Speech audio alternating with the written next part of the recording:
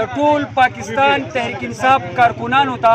په خصوصي توګه د تحصیل مندڼو د ضلع بونیر کارکنانو ته د پاکستان عوام ته دا درخواست دی چې نن په اسلام آباد کې د پاکستان د عوامو محبوب قائد د پاکستان سابقه وزیر اعظم د پاکستان تحریک انصاف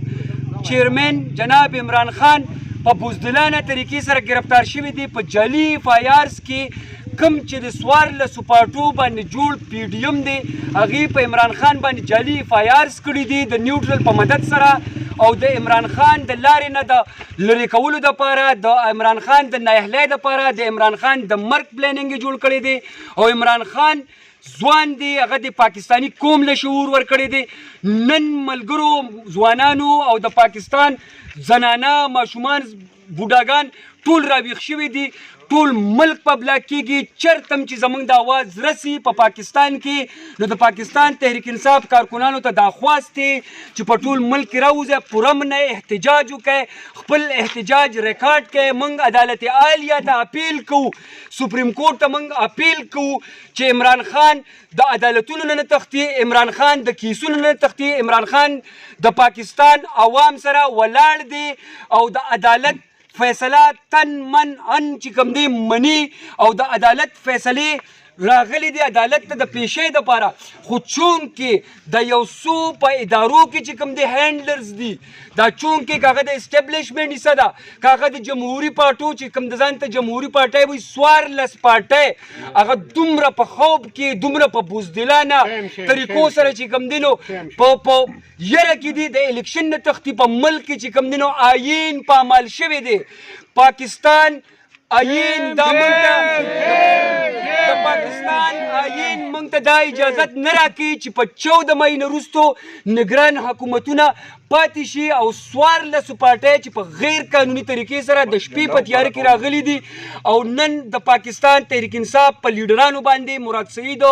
علي امین او بل باندې اف آی آر کوي او نن یې زموږ محبوب قائد عمران خان گرفتار کړی دی عمران خان زموږ ریډ لاین دی عمران خان زموږ قائد دی موږ به روډونه بلاک کوو موږ به پاکستان کې پرامن احتجاج کوو او دا د ټول اسټبلیشمنټ ته د ټول 14 پارټو ته دا زموږ اپیل دی دا زموږ پیغام دی چې انشاءالله تر هغې پورې به دا کارکنان دا ځوانان دا مشران دا خلک کورونو ته نه ځي چې تر څو عمران خان رها شوی نه وي عمران خان زنده‌باد عمران خان زنده‌باد عمران خان زنده‌باد امپورٹڈ حکومت نامنظور امپورٹڈ حکومت نامنظور امپورٹڈ حکومت نامنظور ہم لے کے رہیں گے آزادی ہم چھین کے لیں گے آزادی څنګه چې ستاسو په علم کې دا خبره چې نن د ټول امریت پسندو د جمهوریت تباه کولو دپاره د عمران خان خلاف 14 پارټۍ د امریت په شکل سره راجمع شوي دي لہذا هغوی نن عمران خان د قانون مطابق نه بلکې لہذا د خپل قانون جوړ کړی شوي او خودساخه حالاتو په وجه سره گرفتار کو موږ د هغې په شدید لفظونو سره مزاحمت کوو د مشرانو په هدایت کې انشاءالله هغو څنګه غواړي په څه طریقه باندې تحریک انصاف استعمالول غواړي نو موږ د ماضي او د چملې قوم به انشاءالله هوګه په هوګه لمحه په لمحه او قدم په قدم د خپلو مشرانو د هدایتو مطابق انشاءالله په هر تحریک کې حصه اخلو تاسو ته دا قرارداد منظور دی